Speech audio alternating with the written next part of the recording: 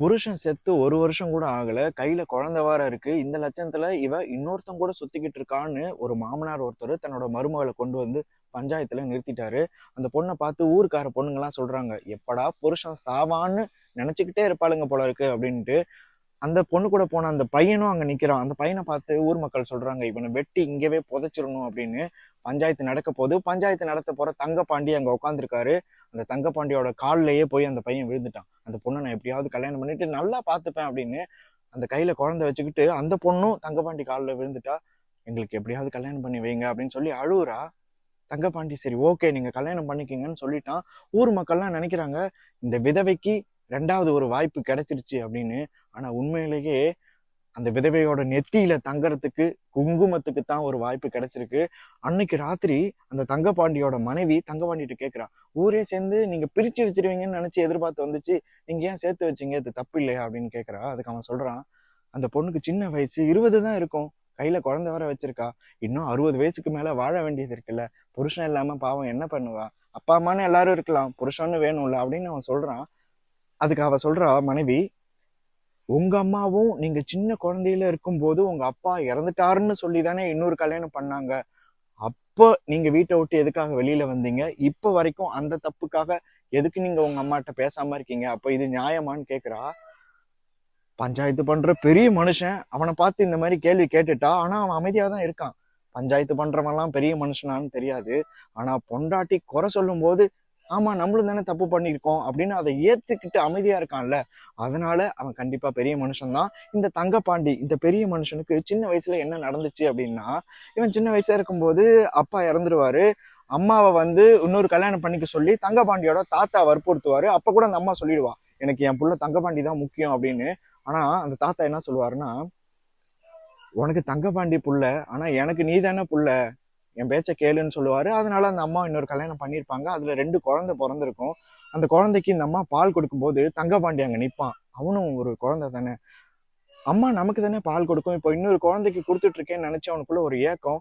தனக்குன்னு யூஸ் பண்ண தட்டு, தனக்குன்னு யூஸ் பண்ண வெள்ளி பாலாடை, இதெல்லாம் அந்த குழந்தைக்கு இவ யூஸ் பண்ண போறாளான்னு சொல்லி அந்த தட்டு பாலாடையெல்லாம் எடுத்துக்கிட்டு இனி நான் அந்த வீட்லயே இருக்க மாட்டேன்னு தாத்தா வீட்டுக்கு கிளம்பிட்டான். அவன் நியாயப்படி பார்த்தா தான் அம்மா தான் தனக்கு வேணும்னு கூட்டிட்டு போயிருக்கணும். ஆனா அந்த 2 குழந்தைங்க என்ன இருந்தாலும் தனக்கு தம்பி மாதிரி தானே வரணும். அதனால அந்த தம்பிங்களுக்கு அம்மா இல்லாம போயிடக்கூடாதேன்னு விட்டுட்டு அன்னைக்கு அம்மாவை விட்டுட்டு வந்தவன் தான் இப்ப வரைக்கும் அம்மாவோட முகத்தை அவன் பார்க்கவே இல்லை. இதுக்கு மேல அம்மாவோட முகத்தை அவன் பார்த்தானா என்ன ஆச்சு அப்படிங்கிறத பார்க்கலாம். தங்கப்பாண்டி ரொம்ப சின்ன பையன், 6 வயசு தான் ஆகும். அப்பா இறந்துட்டதுனால அம்மா இன்னொருத்தனை கல்யாணம் பண்ணிக்கிட்டா. அதுல அம்மாவுக்கு 2 குழந்தை பிறக்குது. அதுல முதல் குழந்தைக்கு அம்மா பால் ஊட்டிட்டு இருக்கும்போது தங்கப்பாண்டி பாக்குறான், இவனு சின்ன பையன் தானே, அம்மா நமக்கு தானே எப்பவுமே பால் கொடுப்பா, இன்னொரு குழந்தைக்கு கொடுத்துட்டு இருக்காளேங்கிறத இவன் மனசால தாங்கிக்க முடியல. இதுக்கு மேல இந்த அம்மா நமக்கு வேண்டாம், அந்த 2 குழந்தைங்களுக்கும் அம்மா தேவைப்படும், நமக்கு அம்மா நினைப்பா, அம்மா இது வரைக்கும் நமக்கு ஊட்டின தட்டும் பாலாடையும் மட்டும் போதும்னு அதை மட்டும் எடுத்துக்கிட்டு அவன் தாத்தா வீட்டுக்கு போயிடுறான். 20 வருஷம் ஆயிடுச்சு, இப்ப வரைக்கும் அம்மா முகத்துல அவன் முழிச்சதே இல்லை. இத்தனைக்கும் ஒரே ஊர்ல தான் இருக்காங்க. அந்த குழந்தைங்களும் வளர்ந்துருச்சு, 20 வருஷம் ஆயிடுச்சுல்ல. ஆனா இந்த 2 தம்பிகளுக்கும் இந்த தங்கப்பாண்டியை பிடிக்கவே பிடிக்காது. ஒரு நாள் இந்த 2 தம்பிகளையும் 10-15 ரவுடிங்க சூழ்ந்துக்கிட்டு அடிக்கும் போது தங்கப்பாண்டி ஓடி அத்தனை ரவுடியும் அடிச்சு தும்சம் பண்ணிட்டு என் தம்பி மேல கைய வச்சா நான் கேட்பேன்டான்னு சொல்லும் போது இது வரைக்கும் அண்ணனை பிடிக்காம இருந்த அந்த 2 தம்பிகளுக்கும் அண்ணனை பிடிக்க ஆரம்பிச்சிருச்சு. ஒரு சந்தோஷம் வந்துருச்சு. தம்பிகளுக்கே எப்படி இருந்துச்சுன்னா அம்மாவுக்கு எப்படி இருக்கும்? அம்மா அங்க இந்த விஷயத்த கேட்கிறா, என் தம்பிங்கடா அப்படின்னு சொன்னதை அவளுக்கு அவ்வளோ சந்தோஷம். ஏன்னா 6 வயசு இருக்கும் போது இவன் ஓடி போனான்ல, அப்பையில இருந்து இப்ப வரைக்கும் ஒரு வார்த்தை அவன் அம்மான்னு சொல்லிட மாட்டானா, ஒரு வாய் சோறு நம்ம அவனுக்கு ஊட்டிட மாட்டோமான்னு அப்பையில இருந்து இப்ப வரைக்கும் இவ சாப்பிடுற சாப்பாட்டுல உப்பு காரம் எதுவும் சேர்க்காம பத்திய இருந்து சாமிக்கு விரதம் இருந்தவ அவ.